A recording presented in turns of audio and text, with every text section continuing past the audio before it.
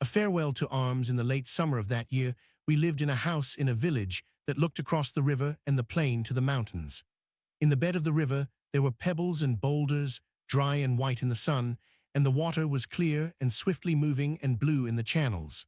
Troops went by the house and down the road, and the dust they raised powdered the leaves of the trees. The trunks of the trees, too, were dusty, and the leaves fell early that year, and we saw the troops marching along the road, and the dust rising and leaves, stirred by the breeze, falling, and the soldiers marching, and afterward the road bare and white except for the leaves. The plain was rich with crops.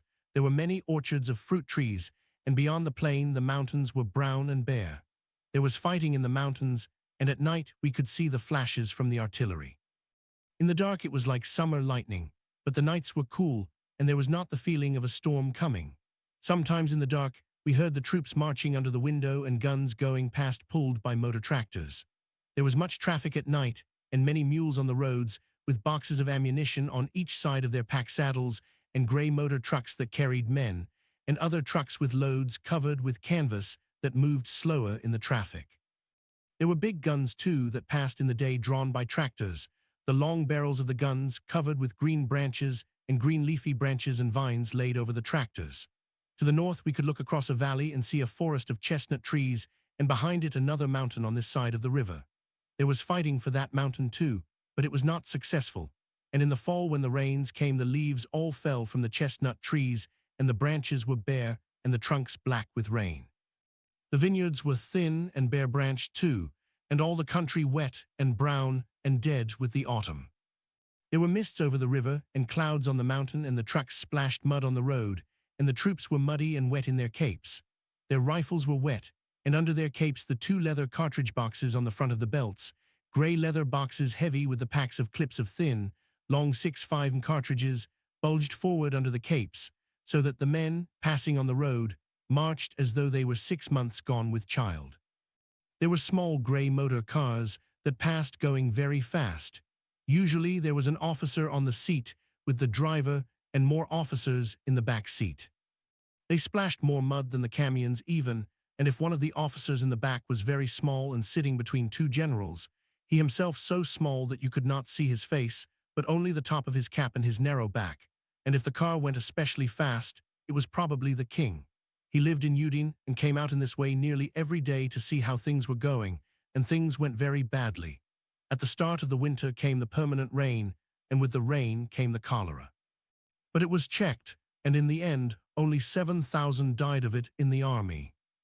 Farewell to arms. The next year there were many victories. The mountain that was beyond the valley and the hillside, where the chestnut forest grew, was captured, and there were victories beyond the plain on the plateau to the south, and we crossed the river in August and lived in a house in Gorizia that had a fountain and many thick shady trees in a walled garden and a wisteria vine purple on the side of the house. Now the fighting was in the next mountains beyond and was not a mile away. The town was very nice, and our house was very fine. The river ran behind us, and the town had been captured very handsomely, but the mountains beyond it could not be taken, and I was very glad the Austrians seemed to want to come back to the town some time, if the war should end, because they did not bombard it to destroy it, but only a little in a military way. People lived on in it, and there were hospitals and cafes and artillery up side streets and 2 bawdy houses, one for troops and one for officers, and with the end of the summer, the cool nights, the fighting in the mountains beyond the town, the shell-marked iron of the railway bridge, the smashed tunnel by the river where the fighting had been, the trees around the square, and the long avenue of trees that led to the square. These with there being girls in the town, the king passing in his motor car, sometimes now seeing his face, and little long-necked body and grey beard like a goat's chin tuft. All these with the sudden interiors of houses that had lost a wall through shelling, with plaster and rubble in their gardens and sometimes in the street, and the whole thing going well on the Carso, made the fall very different from the last fall when we had been in the country. The war was changed too. The forest of oak trees on the mountain beyond the town was gone.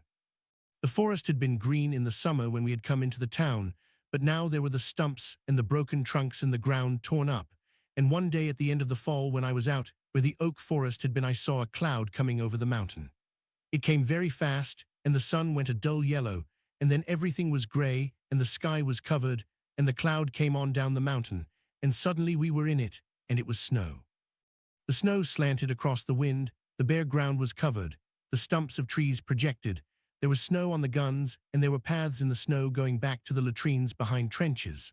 Later, below in the town, I watched the snow falling, looking out of the window of the body house, the house for officers, where I sat with a friend and 2 glasses drinking a bottle of Asti, and looking out at the snow falling slowly and heavily, we knew it was all over for that year. Up the river, the mountains had not been taken, none of the mountains beyond the river had been taken. That was all left for next year. My friend saw the priest from our mess going by in the street, walking carefully in the slush, and pounded on the window to attract his attention. The priest looked up. He saw us and smiled. My friend motioned for him to come in. The priest shook his head and went on. That night in the mess after the spaghetti course, which everyone ate very quickly and seriously, lifting the spaghetti on the fork until the loose strands hung clear, then lowering it into the mouth, or else using a continuous lift and sucking into the mouth, helping ourselves to wine from the grass-covered gallon flask. It swung in a metal cradle, and you pulled the neck of the flask down with the forefinger, and the wine, clear red, tannic and lovely, poured out into the glass held with the same hand. After this course, the captain commenced picking on the priest. The captain spoke pidgin Italian for my doubtful benefit, in order that I might understand perfectly that nothing should be lost. "Priest today with girls," the captain said, looking at the priest and at me. The priest smiled and blushed and shook his head. This captain baited him often. "Not true?" asked the captain. "Today I see priest with girls." "No," said the priest. The other officers were amused at the baiting. "Priest not with girls," went on the captain. "Priest never with girls," he explained to me. He took my glass and filled it, looking at my eyes all the time, but not losing sight of the priest. "Priest every night 5 against 1. Everyone at the table laughed. "You understand? Priest every night 5 against 1. He made a gesture and laughed loudly. The priest accepted it as a joke.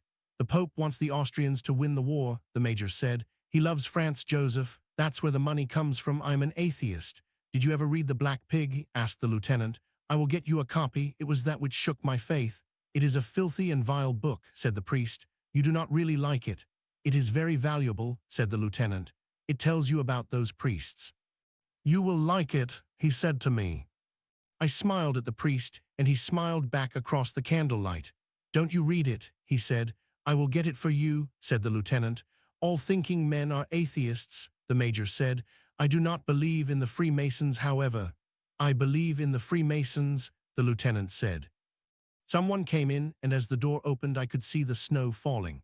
"There will be no more offensive now that the snow has come," I said. "Certainly not," said the major. "You should go on leave. You should go to Rome, Naples, Sicily. He should visit Amalfi," said the lieutenant. "I will write you cards to my family in Amalfi. They will love you like a son. He should go to Palermo. He ought to go to Capri. I would like you to see Abruzzi and visit my family at Capricotta," said the priest. "Listen to him talk about the Abruzzi. There's more snow there than here. He doesn't want to see peasants. Let him go to centers of culture and civilization. He should have fine girls. I will give you the addresses of places in Naples. Beautiful young girls accompanied by their mothers. Ha, ha, ha." The captain spread his hand open, the thumb up and fingers outspread as when you make shadow pictures. There was a shadow from his hand on the wall. He spoke again in pidgin Italian. "You go away like this," he pointed to the thumb, "and come back like this." He touched the little finger. Everyone laughed. "Look," said the captain. He spread the hand again. Again the candlelight made its shadows on the wall. He started with the upright thumb and named in their order the thumb and forefingers.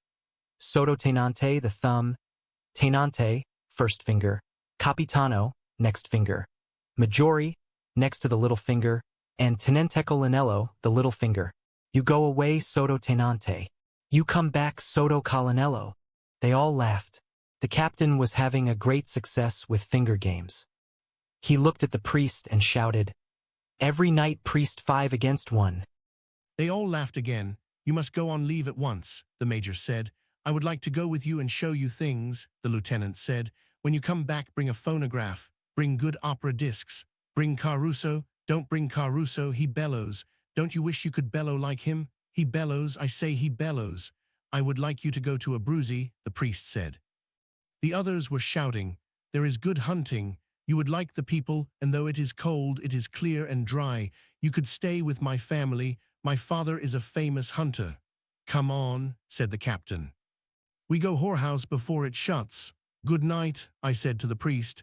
Good night, he said. A farewell to arms. When I came back to the front, we still lived in that town. There were many more guns in the country around, and the spring had come. The fields were green, and there were small green shoots on the vines. The trees along the road had small leaves, and a breeze came from the sea. I saw the town with the hill, and the old castle above it in a cup in the hills, with the mountains beyond, brown mountains with a little green on their slopes. In the town there were more guns. There were some new hospitals. You met British men and sometimes women on the street, and a few more houses had been hit by shell fire. JT was warm and like the spring, and I walked down the alleyway of trees, warmed from the sun on the wall, and found we still lived in the same house, and that it all looked the same as when I had left it. The door was open. There was a soldier sitting on a bench outside in the sun. An ambulance was waiting by the side door, and inside the door, as I went in, there was the smell of marble floors and hospital. It was all as I had left it, except that now it was spring. I looked in the door of the big room and saw the major sitting at his desk, the window open and the sunlight coming into the room.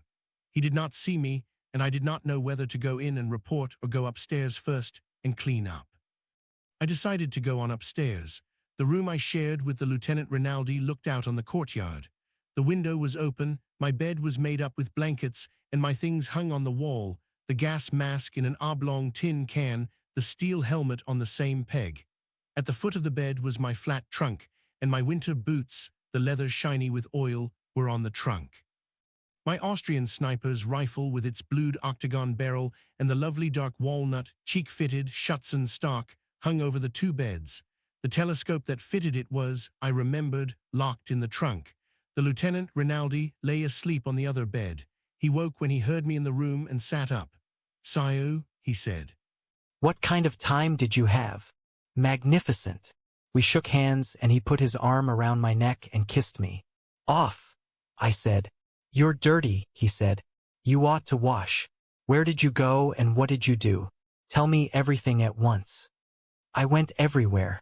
Milan, Florence, Rome, Naples, Villa San Giovanni, Messina, Taormina. You talk like a timetable. Did you have any beautiful adventures? Yes. Where? Milano, Firenze, Roma, Napoli-no. Tell me really what was the best. In Milano. That was because it was first. Where did you meet her? In the cova? Where did you go? How did you feel? Tell me everything at once. Did you stay all night? Yes. That's nothing. Here now we have beautiful girls. New girls never been to the front before. Wonderful. You don't believe me? We will go now this afternoon and see. And in the town we have beautiful English girls. I am now in love with Miss Barclay. I will take you to call. I will probably marry Miss Barclay. I have to get washed and report. Doesn't anybody work now? Since you are gone, we have nothing but frostbites, chilblains, jaundice, gonorrhea, self-inflicted wounds, pneumonia, and hard and soft cankers. Every week someone gets wounded by rock fragments. There are few real wounded. Next week the war starts again. Perhaps it start again. They say so. Do you think I would do right to marry Miss Barclay after the war, of course? Absolutely, I said, and poured the basin full of water. Tonight you will tell me everything, said Rinaldi. Now I must go back to sleep to be fresh and beautiful for Miss Barclay. I took off my tunic and shirt and washed in the cold water in the basin. While I rubbed myself with a towel, I looked around the room and out the window and at Rinaldi lying with his eyes closed on the bed. He was good-looking, was my age, and he came from Amalfi. He loved being a surgeon and we were great friends. While I was looking at him, he opened his eyes. Have you any money? Yes, loan me 50 lire. I dried my hands and took out my pocketbook from the inside of my tunic hanging on the wall.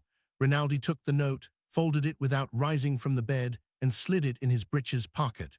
He smiled. I must make on Miss Barclay the impression of a man of sufficient wealth. You are my great and good friend and financial protector. Go to hell, I said.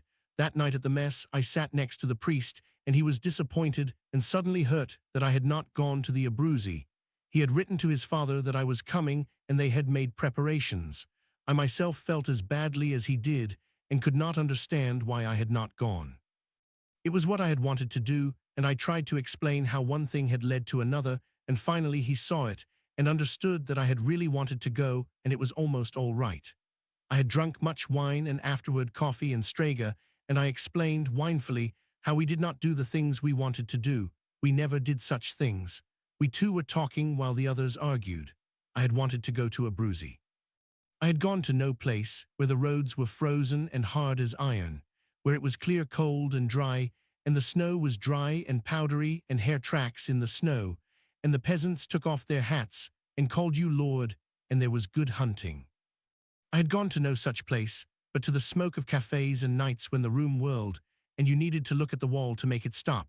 Nights in bed, drunk, when you knew that that was all there was, and the strange excitement of waking and not knowing who it was with you, and the world all unreal in the dark, and so exciting that you must resume again unknowing and not caring in the night, sure that this was all and all and all and not caring. Suddenly to care very much, and to sleep to wake with it sometimes morning, and all that had been there gone, and everything sharp and hard and clear, and sometimes a dispute about the cost, sometimes still pleasant and fond and warm and breakfast and lunch, sometimes all niceness gone and glad to get out on the street, but always another day starting, and then another night. I tried to tell about the night, and the difference between the night and the day, and how the night was better unless the day was very clean and cold, and I could not tell it, as I cannot tell it now. But if you have had it, you know. He had not had it, but he understood that I had really wanted to go to the Abruzzi, but had not gone, and we were still friends, with many tastes alike, but with the difference between us. He had always known what I did not know, and what, when I learned it, I was always able to forget. But I did not know that then, although I learned it later. In the meantime, we were all at the mess, the meal was finished, and the argument went on. We two stopped talking, and the captain shouted, priest not happy without girls. I am happy, said the priest. Priest not happy, priest wants Austrians to win the war, the captain said. The others listened. The priest shook his head. No, he said, priest wants us never to attack. Don't you want us never to attack? No, if there is a war I suppose we must attack. Must attack, shall attack, the priest nodded. Leave him alone, the major said. He's all right. He can't do anything about it anyway, the captain said. We all got up and left the table. A farewell to arms, the battery in the next garden woke me in the morning, and I saw the sun coming through the window and got out of the bed. I went to the window and looked out. The gravel paths were moist, and the grass was wet with dew. The battery fired twice, and the air came each time like a blow, and shook the window and made the front of my pajamas flap. I could not see the guns, but they were evidently firing directly over us. It was a nuisance to have them there, but it was a comfort that they were no bigger. As I looked out at the garden, I heard a motor truck starting on the road. I dressed, went downstairs, had some coffee in the kitchen, and went out to the garage. 10 cars were lined up side by side under the long shed. They were top-heavy, blunt-nosed ambulances, painted gray and built like moving vans. The mechanics were working on one out in the yard. 3 others were up in the mountains at dressing stations. Do they ever shell that battery? Tasked one of the mechanics.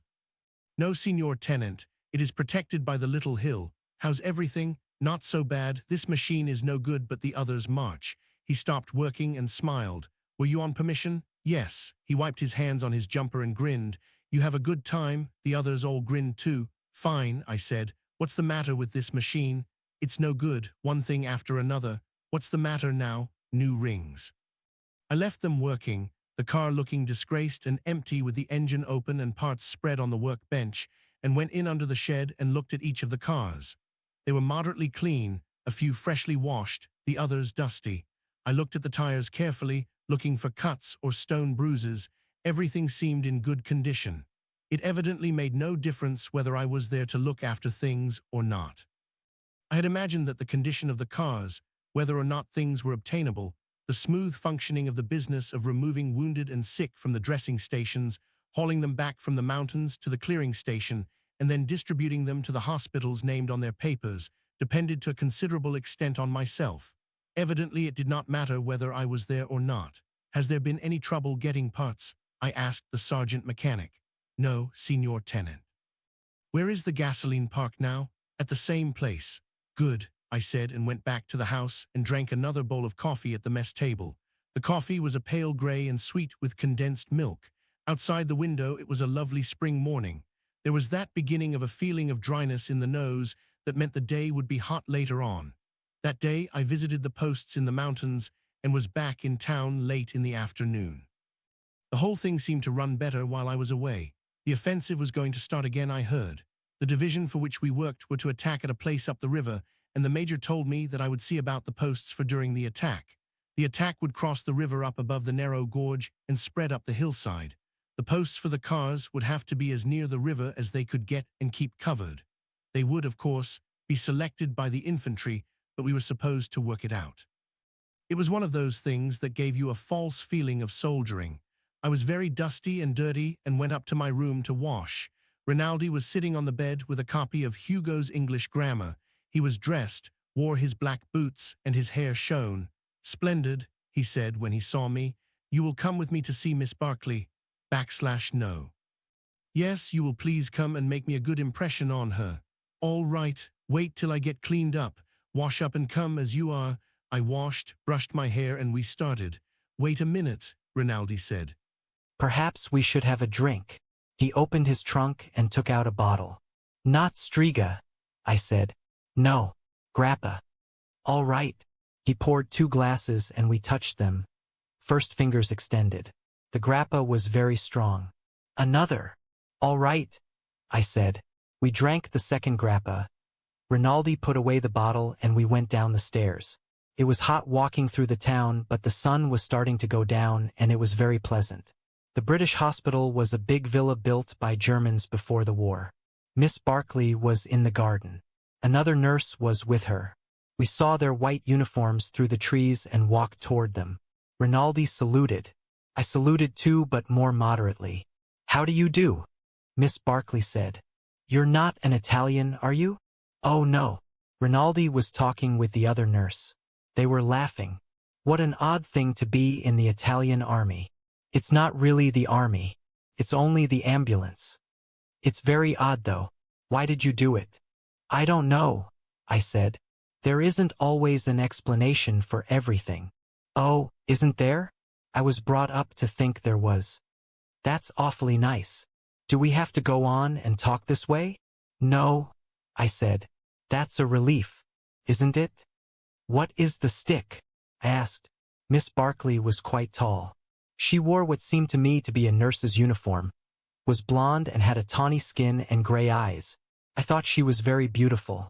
She was carrying a thin rattan stick like a toy riding crop, bound in leather. It belonged to a boy who was killed last year. I'm awfully sorry. He was a very nice boy. He was going to marry me and he was killed in the Somme. It was a ghastly show.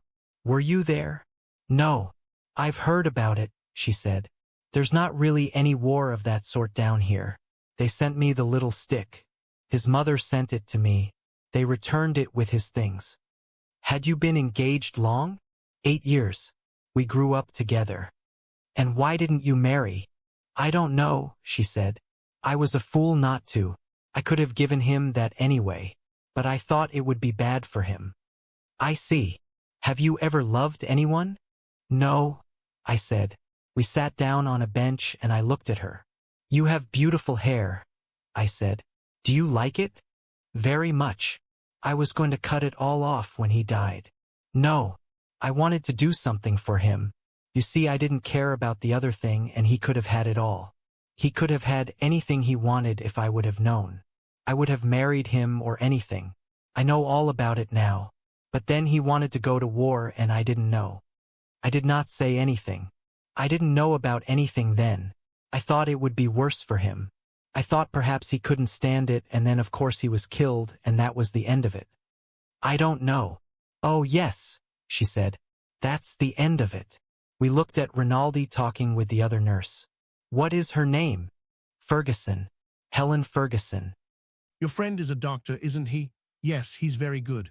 That's splendid. You rarely find anyone any good this close to the front. This is close to the front, isn't it? Quite. It's a silly front, she said, But it's very beautiful. Are they going to have an offensive? Yes. Then we'll have to work. There's no work now. Have you done nursing long? Since the end of 15. I started when he did. I remember having a silly idea he might come to the hospital where I was.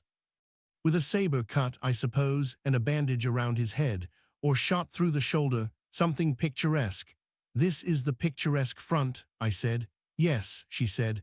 People can't realize what France is like. If they did, it couldn't all go on. He didn't have a saber cut. They blew him all to bits.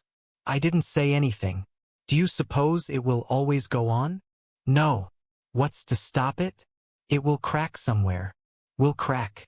We'll crack in France. They can't go on doing things like the Somme and not crack. They won't crack here, I said. You think not? No. They did very well last summer. They may crack, she said. Anybody may crack. The Germans too. No, she said. I think not. We went over toward Rinaldi and Miss Ferguson. You love Italy? Rinaldi asked Miss Ferguson in English. Quite well. No understand. Rinaldi shook his head. Abbastanza bene, I translated. He shook his head. That is not good. You love England? Not too well. I'm Scotch, you see. Rinaldi looked at me blankly. She's Scotch, so she loves Scotland better than England, I said in Italian. But Scotland is England. I translated this for Miss Ferguson. Pas encore, said Miss Ferguson. Not really. Never. We do not like the English. Not like the English, not like Miss Barclay. Oh, that's different. You mustn't take everything so literally. After a while we said good night and left. Walking home, Rinaldi said, Miss Barclay prefers you to me. That is very clear. But the little Scotch one is very nice. Very, I said. I had not noticed her. You like her? No, said Rinaldi. A farewell to arms. The next afternoon I went to call on Miss Barclay again. She was not in the garden, and I went to the side door of the villa where the ambulances drove up. Inside I saw the head nurse, who said Miss Barclay was on duty. There's a war on, you know. I said I knew. You're the American in the Italian army? She asked. Yes, ma'am. How did you happen to do that? Why didn't you join up with us? I don't know, I said. Could I join now? I'm afraid not now. Tell me, why did you join up with the Italians? I was in Italy, I said, and I spoke Italian. Oh, she said, I'm learning it. It's beautiful language. Somebody said you should be able to learn it in 2 weeks. Oh, I'll not learn it in 2 weeks. I've studied it for months now. You may come and see her after 7 o'clock if you wish. She'll be off then. But don't bring a lot of Italians. Not even for the beautiful language? No, nor for the beautiful uniforms. Good evening, I said. Arrivederci, Sai, tenant. Arrivederla. I saluted and went out. It was impossible to salute foreigners as an Italian without embarrassment. The Italian salute never seemed made for export. The day had been hot. I had been up the river to the bridgehead at Plava. It was there that the offensive was to begin. It had been impossible to advance on the far side the year before because there was only one road leading down from the pass to the pontoon bridge, and it was under machine gun and shell fire for nearly a mile. It was not wide enough either to carry all the transport for an offensive, and the Austrians could make a shambles out of it. But the Italians had crossed and spread out a little way on the far side to hold about 1.5 miles on the Austrian side of the river. It was a nasty place, and the Austrians should not have let them hold it. I suppose it was mutual tolerance because the Austrians still kept a bridgehead further down the river. The Austrian trenches were above on the hillside, only a few yards from the Italian lines. There had been a little town, but it was all rubble. There was what was left of a railway station and a smashed permanent bridge that could not be repaired and used because it was in plain sight. I went along the narrow road down toward the river, left the car at the dressing station under the hill, crossed the pontoon bridge, which was protected by a shoulder of the mountain, and went through the trenches in the smashed-down town and along the edge of the slope. Everybody was in the dugouts. There were racks of rockets standing to be touched off to call for help from the artillery or to signal with if the telephone wires were cut. It was quiet, hot, and dirty. I looked across the wire at the Austrian lines. Nobody was in sight. I had a drink with a captain that I knew in one of the dugouts and went back across the bridge. A new wide road was being finished that would go over the mountain and zigzag down to the bridge. When this road was finished, the offensive would start. It came down through the forest in sharp turns. The system was to bring everything down the new road and take the empty trucks, carts and loaded ambulances and all returning traffic up the old narrow road. The dressing station was on the Austrian side of the river under the edge of the hill, and stretcher bearers would bring the wounded back across the pontoon bridge. It would be the same when the offensive started. As far as I could make out, the last mile or so of the new road, where it started to level out, would be able to be shelled steadily by the Austrians. It looked as though it might be a mess, but I found a place where the cars would be sheltered after they passed that last bad-looking bit and could wait for the wounded to be brought across the pontoon bridge. I would have liked to drive over the new road, but it was not yet finished. It looked wide and well made with a good grade, and the turns looked very impressive where you could see them through openings in the forest on the mountainside. The cars would be all right with their good metal-to-metal brakes, and anyway, coming down, they would not be loaded. I drove back up the narrow road. 2 carabinieri held the car up. A shell had fallen, and while we waited, 3 others fell up the road. They were 77s and came with a wishing rush of air, a hard bright burst and flash, and then grey smoke that blew across the road. The carabinieri waved us to go on. Passing where the shells had landed, I avoided the small broken places and smelled the high explosive and the smell of blasted clay and stone and freshly shattered flint. I drove back to Gorizia and our villa, and as I said, went to call on Miss Barclay, who was on duty. At dinner I ate very quickly and left for the villa where the British had their hospital. It was really very large and beautiful, and there were fine trees in the grounds. Miss Barclay was sitting on a bench in the garden. Miss Ferguson was with her. They seemed glad to see me, and in a little while Miss Ferguson excused herself and went away. "I'll leave you too," she said. "You get along very well without me." "Don't go, Helen," Miss Barclay said. "I'd really rather. I must write some letters." "Good night," I said. "Good night, Mr. Henry. Don't write anything that will bother the censor. Don't worry. I only write about what a beautiful place we live in and how brave the Italians are. That way you'll be decorated. That will be nice. Good night, Catherine." "I'll see you in a little while," Miss Barclay said. Miss Ferguson walked away in the dark. "She's nice," I said. "Oh yes, she's very nice. She's a nurse." "Aren't you a nurse?" "Oh no. I'm something called a VAD. We work very hard, but no one trusts us." "Why not?" "They don't trust us when there's nothing going on. When there is really work, they trust us." "What is the difference?" "A nurse is like a doctor. Takes a long time to be. A VAD is a shortcut." "I see. The Italians didn't want women so near the front. So we're all on very special behavior. We don't go out. I can come here though." "Oh yes, we're not cloistered. Let's drop the war. It's very hard. There's no place to drop it." "Let's drop it anyway." "All right." We looked at each other in the dark. I thought she was very beautiful, and I took her hand. She let me take it, and I held it and put my arm around under her arm. "No," she said. I kept my arm where it was. "Why not?" "No." "Yes," I said. "Please." I leaned forward in the dark to kiss her, and there was a sharp, stinging flash. She had slapped my face hard. Her hand had hit my nose and eyes, and tears came in my eyes from the reflex. "I'm so sorry," she said. "I felt I had a certain advantage." "You were quite right."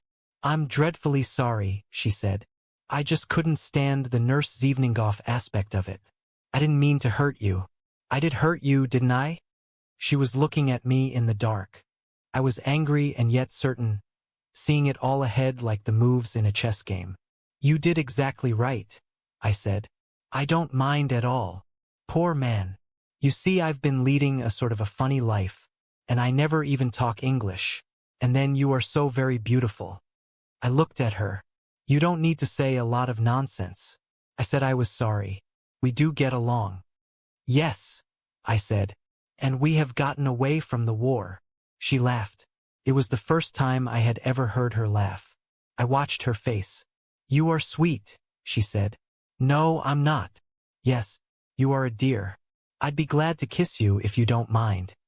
I looked in her eyes and put my arm around her as I had before and kissed her. I kissed her hard and held her tight and tried to open her lips. They were closed tight. I was still angry, and as I held her suddenly she shivered.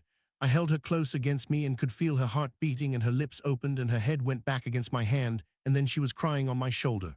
"Oh, darling," she said, "you will be good to me, won't you?" What the hell, I thought. I stroked her hair and patted her shoulder. She was crying. "You will, won't you?" She looked up at me. "Because we're going to have a strange life." After a while, I walked with her to the door of the villa, and she went in, and I walked home. Back at the villa, I went upstairs to the room. Rinaldi was lying on his bed. He looked at me. "So you make progress with Miss Barclay? We are friends. You have that pleasant air of a dog in heat." I did not understand the word. "Of a what?" he explained. "You," I said, "have that pleasant air of a dog who—" "Stop it," he said. "In a little while we would say insulting things." He laughed. "Good night," I said. "Good night, little puppy." I knocked over his candle with the pillow and got into bed in the dark. Rinaldi picked up the candle, lit it, and went on reading. Farewell to arms. I was away for 2 days at the posts. When I got home, it was too late, and I did not see Miss Barclay until the next evening. She was not in the garden, and I had to wait in the office of the hospital until she came down. There were many marble busts on painted wooden pillars along the walls of the room they used for an office. The hall, too, that the office opened on, was lined with them. They had the complete marble quality of all looking alike. Sculpture had always seemed a dull business still. Bronzes looked like something, but marble busts all looked like a cemetery. There was one fine cemetery, though, the one at Pisa. Genoa was the place to see the bad marbles. This had been the villa of a very wealthy German, and the busts must have cost him plenty. I wondered who had done them and how much he got. I tried to make out whether they were members of the family or what, but they were all uniformly classical. You could not tell anything about them. I sat on a chair and held my cap. We were supposed to wear steel helmets even in Gorizia, but they were uncomfortable and too bloody theatrical in a town where the civilian inhabitants had not been evacuated. I wore one when we went up to the posts and carried an English gas mask. We were just beginning to get some of them. They were a real mask. Also, we were required to wear an automatic pistol, even doctors and sanitary officers. I felt it against the back of the chair. You were liable to arrest if you did not have one worn in plain sight. Rinaldi carried a holster stuffed with toilet paper. I wore a real one and felt like a gunman until I practiced firing it. It was an Astra 765 caliber with a short barrel, and it jumped so sharply when you let it off that there was no question of hitting anything. I practiced with it, holding below the target and trying to master the jerk of the ridiculous short barrel until I could hit within a yard of where I aimed at 20 paces. And then the ridiculousness of carrying a pistol at all came over me, and I soon forgot it, and carried it flopping against the small of my back with no feeling at all, except a vague sort of shame, when I met English-speaking people. I sat now in the chair, and an orderly of some sort looked at me disapprovingly from behind a desk while I looked at the marble floor, the pillars with the marble busts, and the frescoes on the wall, and waited for Miss Barclay. The frescoes were not bad. Any frescoes were good when they started to peel and flake off. I saw Catherine Barclay coming down the hall and stood up. "Good evening, Mr. Henry," she said. "How do you do?" I said. The orderly was listening behind the desk. "Shall we sit here or go out in the garden?" "Let's go out, it's much cooler." I walked behind her out into the garden, the orderly looking after us. When we were out on the gravel drive, she said, "Where have you been?" "I've been out on post." "You couldn't have sent me a note." "No," I said. "Not very well. I thought I was coming back." "You ought to have let me know, darling." We were off the driveway, walking under the trees. I took her hands, then stopped and kissed her. "Isn't there anywhere we can go?" "No," she said. "We have to just walk here. You've been away a long time." "This is the 3rd day, but I'm back now." She looked at me. "And you do love me?" "Yes." "You did say you loved me, didn't you?" "Yes." I lied. I love you. I had not said it before. And you call me Catherine. Catherine. We walked on a way and were stopped under a tree. Say, I've come back to Catherine in the night. Oh, darling, you have come back, haven't you? Yes. I love you so, and it's been awful. You won't go away. No. I'll always come back. Oh, I love you so. Please put your hand there again. It's not been away. I turned her so I could see her face when I kissed her, and I saw that her eyes were shut. I kissed both her shut eyes. I thought she was probably a little crazy. It was all right if she was. I did not care what I was getting into. This was better than going every evening to the house for officers where the girls climbed all over you and put your cap on backward as a sign of affection between their trips upstairs with brother officers. I knew I did not love Catherine Barclay, nor had any idea of loving her. This was a game, like bridge, in which you said things instead of playing cards. Like bridge, you had to pretend you were playing for money or playing for some stakes. Nobody had mentioned what the stakes were. It was all right with me. I wish there was some place we could go. I said I was experiencing the masculine difficulty of making love very long standing up. There isn't any place. She said she came back from wherever she had been. We might sit there just for a little while. We sat on the flat stone bench, and I held Catherine Barclay's hand. She would not let me put my arm around her. Are you very tired? She asked. No. She looked down at the grass. This is a rotten game we play, isn't it? What game? Don't be dull. I'm not on purpose. You're a nice boy, she said. And you play it as well as you know how, but it's a rotten game. Do you always know what people think? Not always, but I do with you. You don't have to pretend you love me. That's over for the evening. Is there anything you'd like to talk about? But I do love you. Please let's not lie when we don't have to. I had a very fine little show and I'm all right now. You see, I'm not mad and I'm not gone off. It's only a little sometimes. I pressed her hand. Dear Catherine. It sounds very funny now, Catherine. You don't pronounce it very much alike, but you're very nice. You're a very good boy. That's what the priest said. Yes, you're very good, and you will come and see me. Of course. And you don't have to say you love me. That's all over for a while. She stood up and put out her hand. Good night. I wanted to kiss her. No, she said. I'm awfully tired. Kiss me, though. I said. I'm awfully tired, darling. Kiss me. Do you want to very much? Yes. We kissed, and she broke away suddenly. No, good night, please, darling. We walked to the door, and I saw her go in and down the hall. I liked to watch her move. She went on down the hall.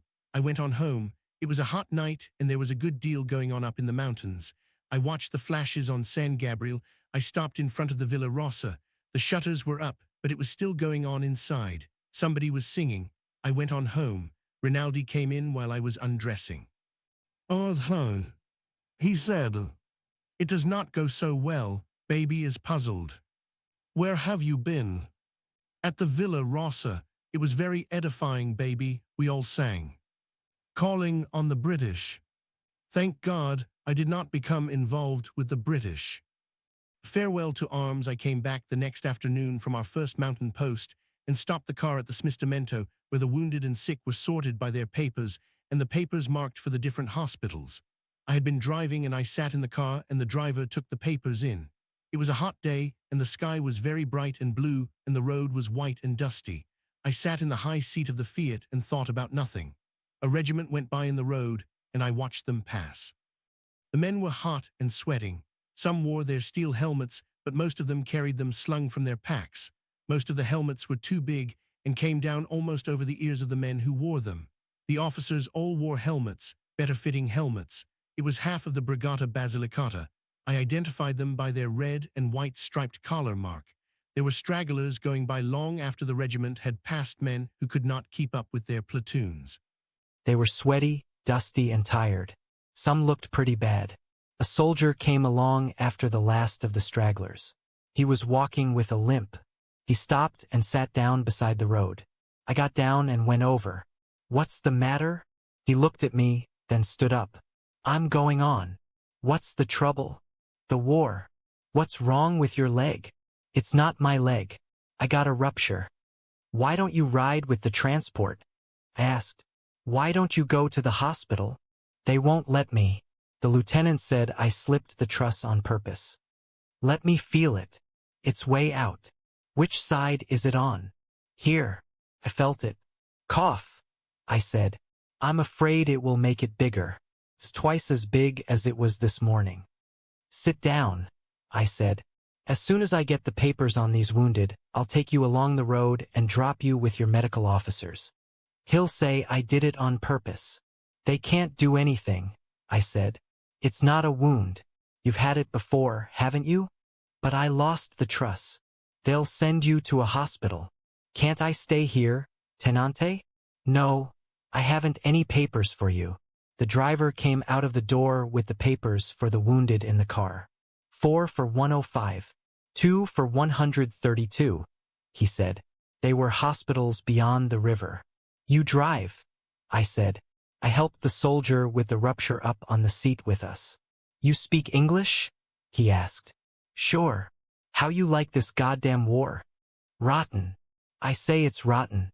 Jesus Christ, I say it's rotten. "Were you in the States?" "Sure.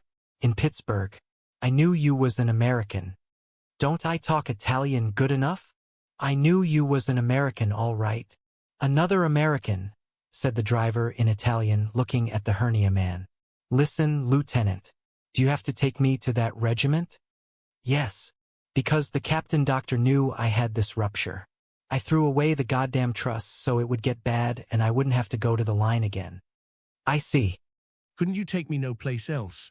If it was closer to the front, I could take you to a first medical post, but back here you've got to have papers. If I go back, they'll make me get operated on, and then they'll put me in the line all the time. I thought it over. You wouldn't want to go in the line all the time, would you? He asked. "No, Jesus Christ, ain't this a goddamn war?" "Listen," I said.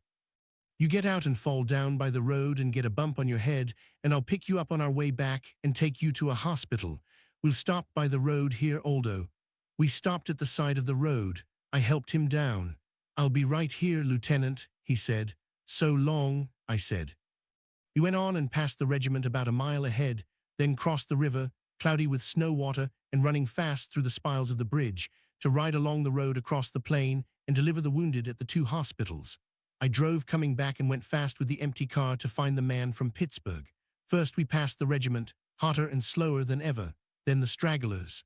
Then we saw a horse ambulance stopped by the road. 2 men were lifting the hernia man to put him in. They had come back for him. He shook his head at me. His helmet was off and his forehead was bleeding below the hairline. His nose was skinned and there was dust on the bloody patch and dust in his hair. "Look at the bump, Lieutenant," he shouted. "Nothing to do, they come back for me." When I got back to the villa, it was 5 o'clock and I went out where we washed the cars to take a shower. Then I made out my report in my room, sitting in my trousers and an undershirt in front of the open window. In 2 days the offensive was to start, and I would go with the cars to Plava. It was a long time since I had written to the States, and I knew I should write, but I had let it go so long that it was almost impossible to write now. There was nothing to write about. I sent a couple of Army Zona di Guerra postcards, crossing out everything except "I am well." That should handle them. Those postcards would be very fine in America, strange and mysterious.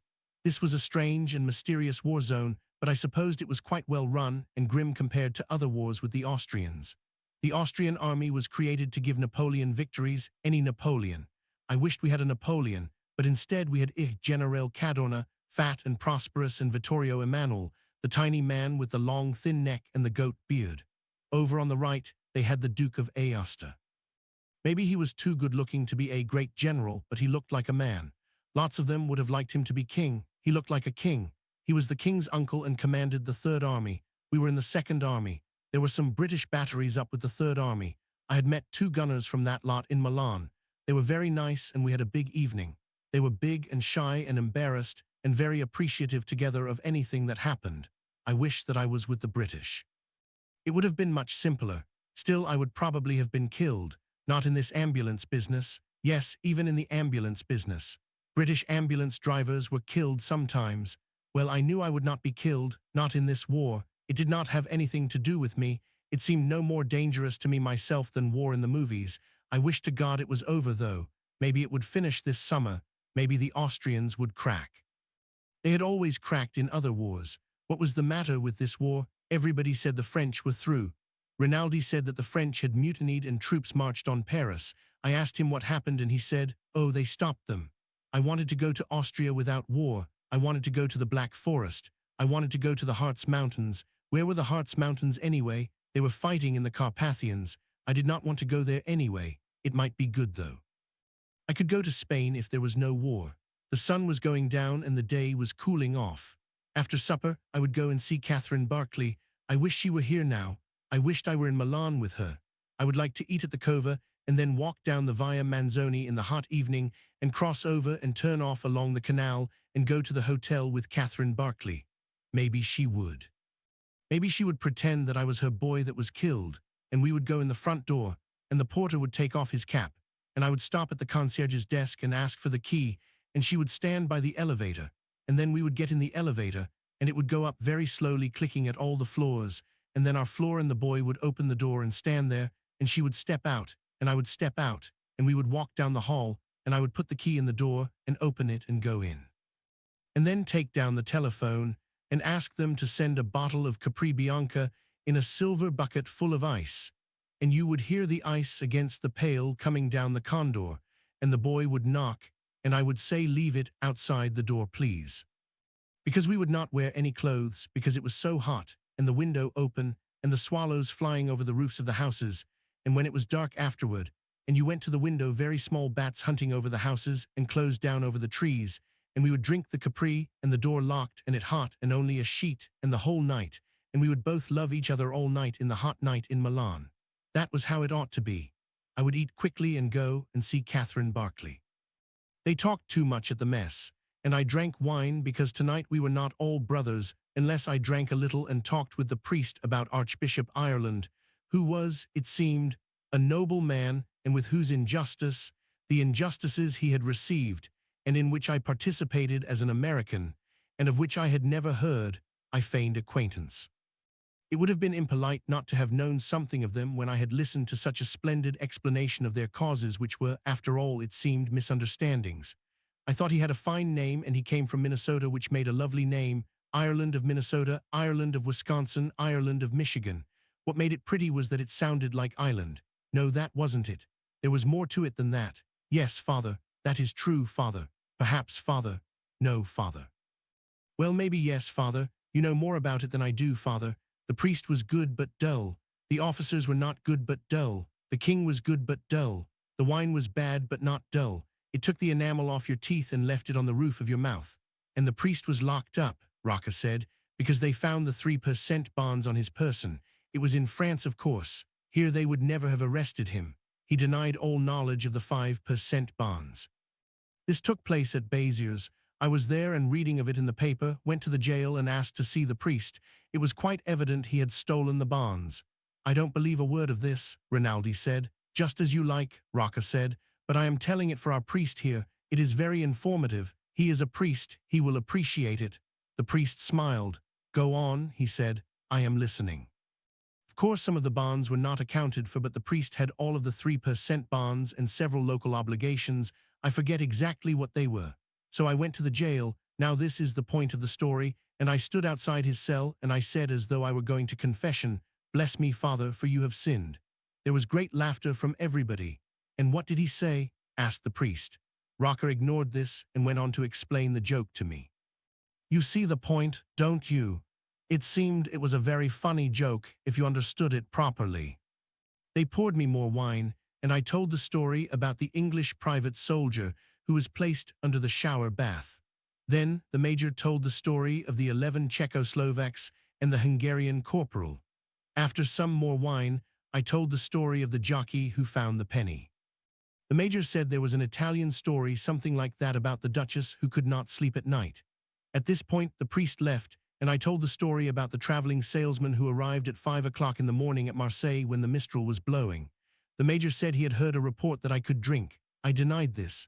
He said it was true, and by the corpse of Bacchus we would test whether it was true or not. Not Bacchus, I said. Not Bacchus. Yes, Bacchus, he said. I should drink cup for cup and glass for glass with Basse, Filippo Vincenza. Basse said no, that was no test, because he had already drunk twice as much as I said that was a foul lie, and Bacchus or no Bacchus, Filippo Vincenza Basse or Basse Filippo Vicenza had never touched a drop all evening, and what was his name anyway? He said was my name Federico Enrico or Enrico Federico. I said let the best man win, Bacchus barred, and the major started us with red wine in mugs. Halfway through the wine, I did not want any more. I remembered where I was going. Basse wins. He's a better man than I am. I have to go. Rinaldi said. He does really. He has a rendezvous. I know all about it. I have to go. Another night when you feel stronger. He slapped me on the shoulder. There were lighted candles on the table. All the officers were very happy. Good night, gentlemen. Rinaldi went out with me. We stood outside the door on the patch, and he said, You better not go up there drunk. I'm not drunk, Rinnan, really. You'd better chew some coffee. Nonsense. I'll get some, baby. You walk up and down. He came back with a handful of roasted coffee beans. Chew those, baby, and God be with you. Bacchus, I'll walk down with you. I'm perfectly all right. We walked along together through the town, and I chewed the coffee. At the gate of the driveway that led up to the British villa, Rinaldi said good night. Good night. Why don't you come in? He shook his head. No, I like the simpler pleasures. Thank you for the coffee beans. Nothing, baby. Nothing. Jay started down the driveway. The outlines of the cypresses that lined it were sharp and clear. I looked back and saw Rinaldi standing watching me and waved to him. I sat in the reception hall of the villa, waiting for Catherine Barclay to come down. Someone was coming down the hallway. I stood up, but it was not Catherine. It was Miss Ferguson. Hello. She said, Catherine asked me to tell you she was sorry she couldn't see you this evening. I'm so sorry. I hope she's not ill. She's not awfully well. Will you tell her how sorry I am? Yes, I will. Do you think it would be any good to try and see her tomorrow? Yes, I do. Thank you very much. Good night. I said. I went out the door, and suddenly I felt lonely and empty. I had treated seeing Catherine very lightly. I had gotten somewhat drunk and had nearly forgotten to come, but when I could not see her there, I was feeling lonely and hollow. Farewell to arms. The next afternoon we heard there was to be an attack up the river that night, and that we were to take 4 cars there. Nobody knew anything about it, although they all spoke with great positiveness and strategical knowledge. I was riding in the first car, and as we passed the entry to the British hospital, I told the driver to stop. The other cars pulled up. I got out and told the driver to go on, and that if we had not caught up to them, the junction of the road to Corman's to wait there. I hurried up the driveway, and inside the reception hall, I asked for Miss Barclay. She's on duty. Could I see her just for a moment? They sent an orderly to see, and she came back with him. I stopped to ask if you were better. They told me you were on duty, so I asked to see you. I'm quite well. She said, I think the heat knocked me over yesterday. I have to go. I'll just step out the door a minute. And you're all right? I asked outside. Yes, darling, are you coming tonight? No, I'm leaving now for a show up above Plava. A show? I don't think it's anything. And you'll be back? Tomorrow. She was unclasping something from her neck. She put it in my hand. It's a St. Anthony, and come tomorrow night. You're not a Catholic, are you? No, but they say a St. Anthony's very useful. I'll take care of him for you. Goodbye. No, not goodbye. All right. Be a good boy and be careful. No, you can't kiss me here, you can't. All right. I looked back and saw her standing on the steps. She waved, and I kissed my hand and held it out. She waved again, and then I was out of the driveway and climbing up into the seat of the ambulance, and we started. The St. Anthony was in a little white metal capsule. I opened the capsule and spilled him out into my hand. St. Anthony. Asked the driver. Yes. I have one. His right hand left the wheel and opened a button on his tunic and pulled it out from under his shirt. See? I put my St. Anthony back in the capsule, spilled the thin gold chain together, and put it all in my breast pocket. You don't wear him. No. It's better to wear him. That's what it's for. All right. I said. I undid the clasp of the gold chain and put it around my neck and clasped it. The saint hung down on the outside of my uniform, and I undid the throat of my tunic, unbuttoned the shirt collar, and dropped him in under the shirt. I felt him in his metal box against my chest while we drove. Then I forgot about him. After I was wounded, I never found him. Someone probably got it at one of the dressing stations. We drove fast when we were over the bridge, and soon we saw the dust of the other cars ahead down the road. The road curved, and we saw the 3 cars looking quite small, the dust rising from the wheels and going off through the trees. We caught them and passed them and turned off on a road that climbed up into the hills. Driving in convoy is not unpleasant if you are the first car, and I settled back in the seat and watched the country. We were in the foothills on the near side of the river, and as the road mounted there were the high mountains off to the north with snow still on the tops. I looked back and saw the 3 cars all climbing, spaced by the interval of their dust. We passed a long column of loaded mules, the drivers walking along beside the mules wearing red fezzes. They were Bersaglieri. Beyond the mule train, the road was empty, and we climbed through the hills and then went down over the shoulder of a long hill into a river valley. There were trees along both sides of the road, and through the right line of trees I saw the river, the water clear, fast, and shallow. The river was low, and there were stretches of sand and pebbles with a narrow channel of water, and sometimes the water spread like a sheen over the pebbly bed. Close to the bank I saw deep pools, the water blue like the sky.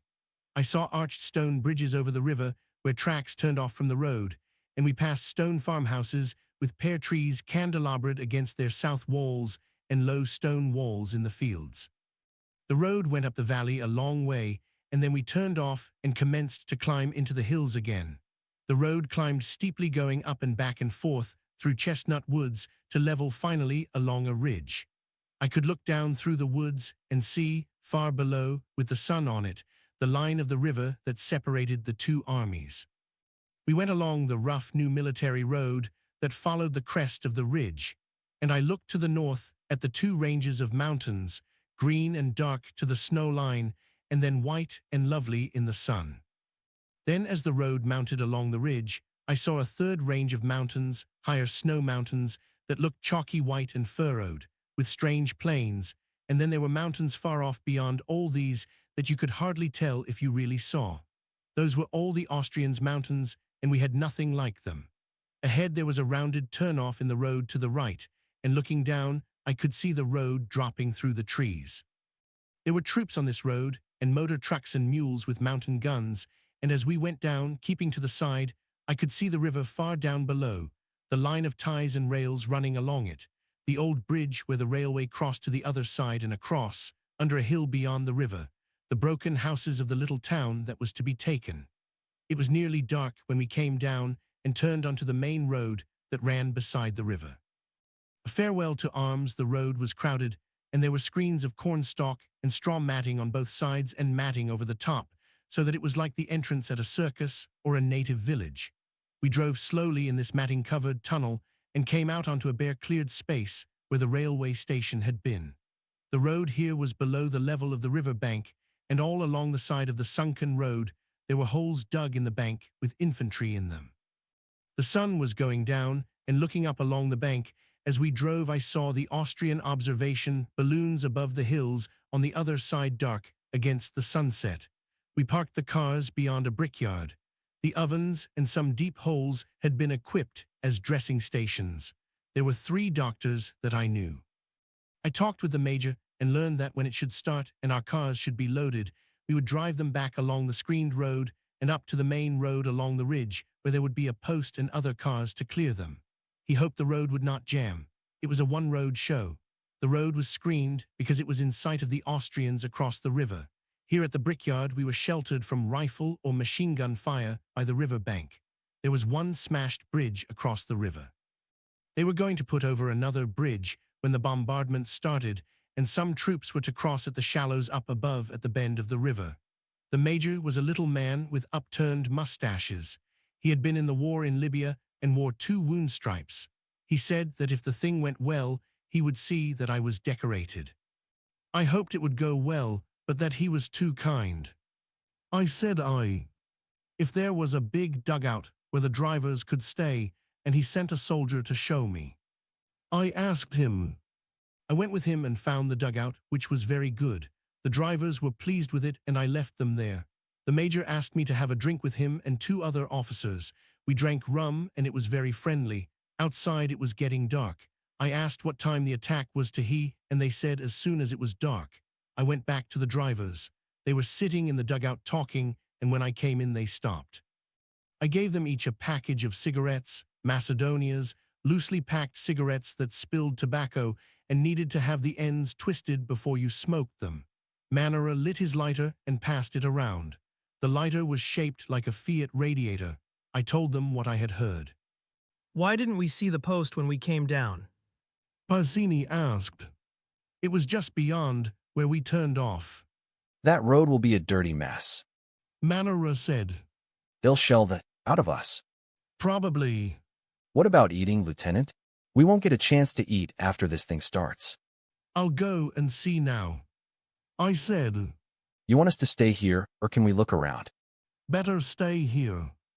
I went back to the major's dugout, and he said the field kitchen would be along, and the drivers could come and get their stew. He would loan them mess tins if they did not have them. I said I thought they had them. I went back and told the drivers I would get them as soon as the food came. He hoped it would come before the bombardment started. Manara said. They were silent until I went out. They were all mechanics and hated the war. I went out to look at the cars and see what was going on, and then came back and sat down in the dugout with the 4 drivers. We sat on the ground with our backs against the wall and smoked. Outside it was nearly dark. The earth of the dugout was warm and dry, and I let my shoulders back against the wall, sitting on the small of my back, and relaxed. Who goes to the attack? Bersaglieri. All Bersaglieri. I think so.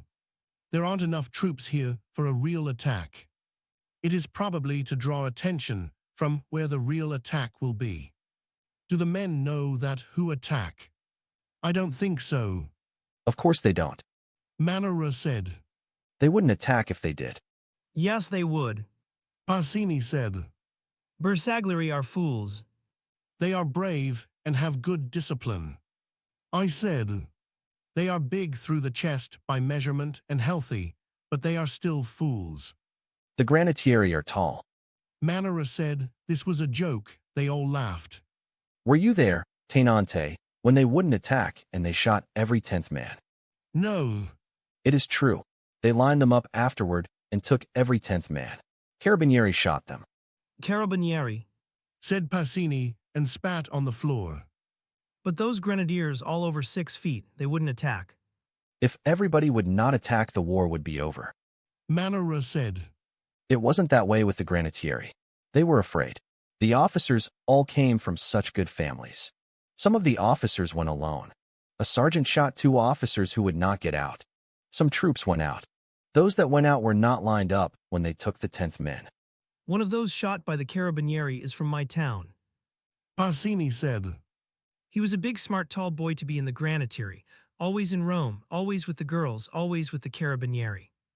He laughed. Now they have a guard outside his house with a bayonet, and nobody can come to see his mother and father and sisters, and his father loses his civil rights and cannot even vote. They are all without law to protect them. Anybody can take their property. If it wasn't that happens to their families, nobody would go to the attack. Yes, Alpini would, these VE soldiers would, some Bersaglieri. Bersaglieri have run too, now they try to forget it. You should not let us talk this way, Tenant, evviva l'esercito. Pazzini said sarcastically. I know how you talk. I said, but as long as you drive the cars and behave. And don't talk so other officers can hear. Manara finished. I believe we should get the war over. I said. It would not finish it if one side stopped fighting. It would only be worse if we stopped fighting.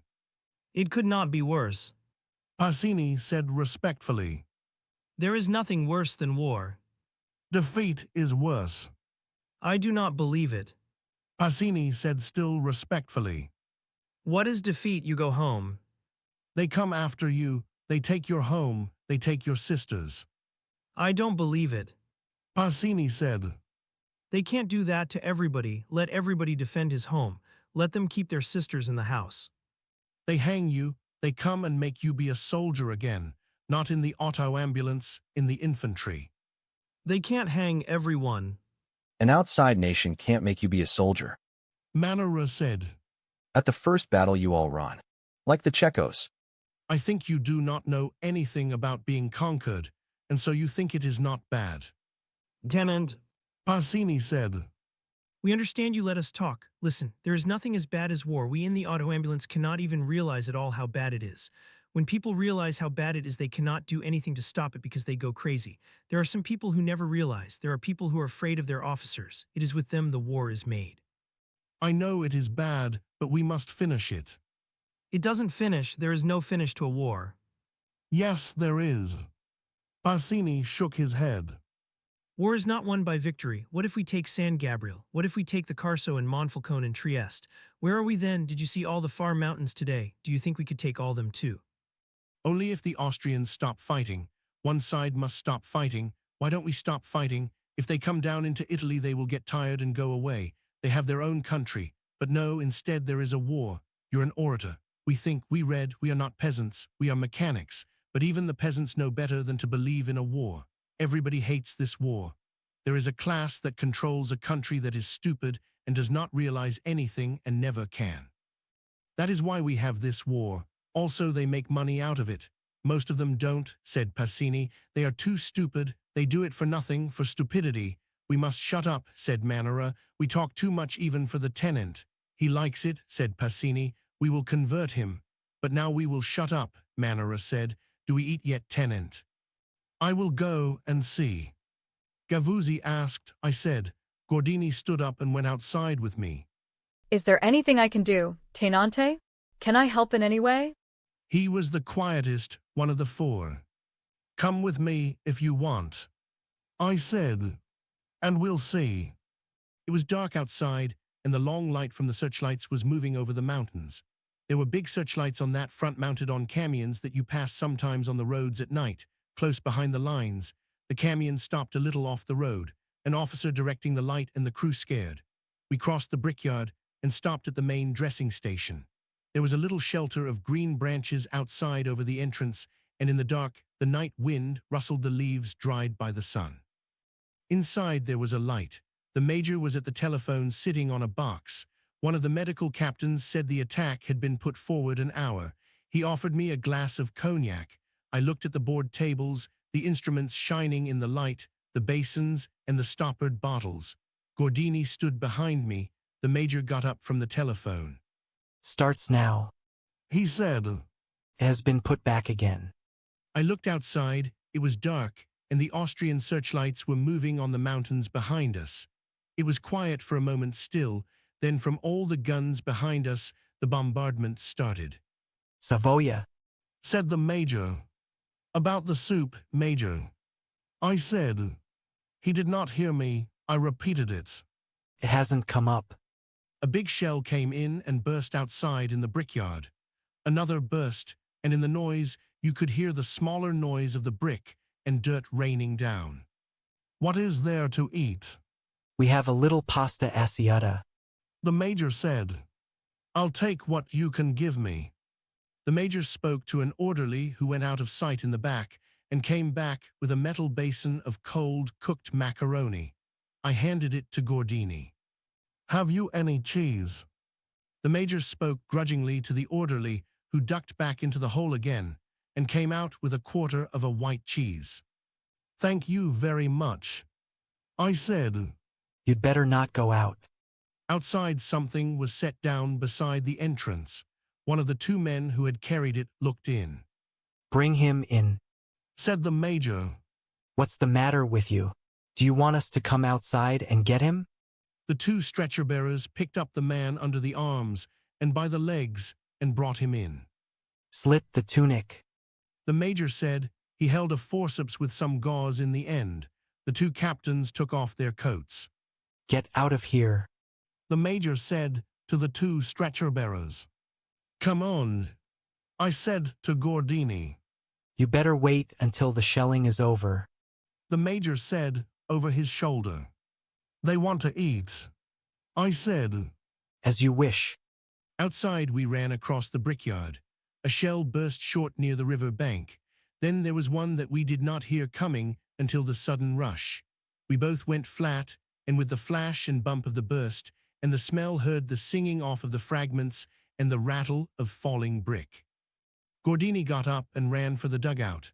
I was after him, holding the cheese, its smooth surface covered with brick dust. Inside the dugout were the three drivers sitting against the wall, smoking. Here, you patriots, I said. How are the cars? Manera asked. All right. Did they scare you, Tenant? You're damned right. I said. I took out my knife, opened it, wiped off the blade, and pared off the dirty outside surface of the cheese. Starting to eat, Tenant. Gavuzzi handed me the basin of macaroni. No, I said. Put it on the floor, we'll all eat. There are no forks. What the hell? I said in English. I cut the cheese into pieces and laid them on the macaroni. Sit down to it. I said. They sat down and waited. I put thumb and fingers into the macaroni and lifted. A mass loosened. Lift it high, Tenant. I lifted it to arm's length, and the strands cleared.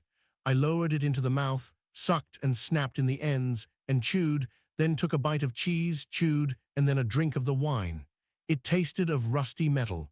I handed the canteen back to Passini. It's rotten. He said. It's been in there too long. I had it in the car. They were all eating, holding their chins close over the basin, tipping their heads back, sucking in the ends. I took another mouthful and some cheese and a rinse of wine. Something landed outside that shook the earth. 420 or Minenwerfer. Gavuzzi said. There aren't any 420s in the mountains. I said. They have big Skoda guns. I've seen the holes. 305s. We went on eating. There was a cough, a noise like a railway engine starting, and then an explosion that shook the earth again. This isn't a deep dugout. Passini said. That was a big trench mortar. Yes, sir. I ate the end of my piece of cheese and took a swallow of wine. Through the other noise I heard a cough, then came the cha-choo-cha-cha, then there was a flash, as when a blast furnace door is swung open, and a roar that started white and went red and on in a rushing wind. I tried to breathe, but my breath would not come, and I felt myself rush bodily out of myself, and out and out and out, and all the time bodily in the wind. I went out swiftly, all of myself, and I knew I was dead and that it had all been a mistake to think you just died. Then I floated, and instead of going on I felt myself slide back. I breathed and I was back. The ground was torn up, and in front of my head there was a splintered beam of wood. In the jolt of my head I heard somebody crying. I thought somebody was screaming. I tried to move, but I could not move. I heard the machine guns and rifles firing across the river and all along the river. There was a great splashing, and I saw the star shells go up and burst and float whitely, and rockets going up, and heard the bombs, all this in a moment. And then I heard close to me someone saying, "Mamma mia, oh mamma mia." I pulled and twisted and got my legs loose finally and turned around and touched him. It was Passini, and when I touched him he screamed. His legs were toward me, and I saw in the dark, and the light that they were both smashed above the knee. One leg was gone, and the other was held by tendons and part of the trouser, and the stump twitched and jerked as though it were not connected. He bit his arm and moaned, "Oh mamma mia," then, "Dot salve Maria, Dot salve Maria, oh Jesus shoot me Christ shoot me mamma mia, oh purest lovely Mary shoot me, stop it, stop it, stop it, oh Jesus lovely Mary stop it, oh," then choking, mamma mia." Then he was quiet, biting his arm, the stump of his leg twitching. Porta feridi. I shouted, holding my hands cupped. Porta feridi. I tried to get closer to Passini to try to put a tourniquet on the legs, but I could not move. I tried again, and my legs moved a little. I could pull backward along with my arms and elbows. Passini was quiet now. I sat beside him, undid my tunic, and tried to rip the tail of my shirt. It would not rip, and I bit the edge of the cloth to start it. Then I thought of his puttees. I had on wool stockings, but Passini wore puttees. All the drivers wore puttees, but Passini had only one leg. I unwound the puttee, and while I was doing it, I saw there was no need to try and make a tourniquet because he was dead already. I made sure he was dead. There were 3 others to locate. I sat up straight, and as I did so, something inside my head moved like the weights on a doll's eyes, and it hit me inside in back of my eyeballs. My legs felt warm and wet, and my shoes were wet and warm inside. I knew that I was hit and leaned over and put my hand on my knee. My knee wasn't there. My hand went in, and my knee was down on my shin. I wiped my hand on my shirt, and another floating light came very slowly down, and I looked at my leg and was very afraid. "Oh God," I said, "get me out of here." I knew, however, that there had been 3 others. There were 4 drivers. Passini was dead. That left 3. Someone took hold of me under the arms, and somebody else lifted my legs. "There are 3 others," I said. "One is dead." It's Manera. We went for a stretcher, but there wasn't any. How are you, Tenante? "Where is Gordini and Gavuzzi?" Gordini's at the post getting bandaged. Gavuzzi has your legs. Hold on to my neck, Tenante. Are you badly hit? "In the leg. How is Gordini?" He's all right. It was a big trench mortar shell. "Passini's dead." Yes, he's dead. A shell fell close, and they both dropped to the ground and dropped me. I'm sorry, Tenante. Said Manera. Hang on to my neck. "If you drop me again." It was because we were scared. "Are you unwounded?" We are both wounded a little. "Can Gordini drive?" I don't think so.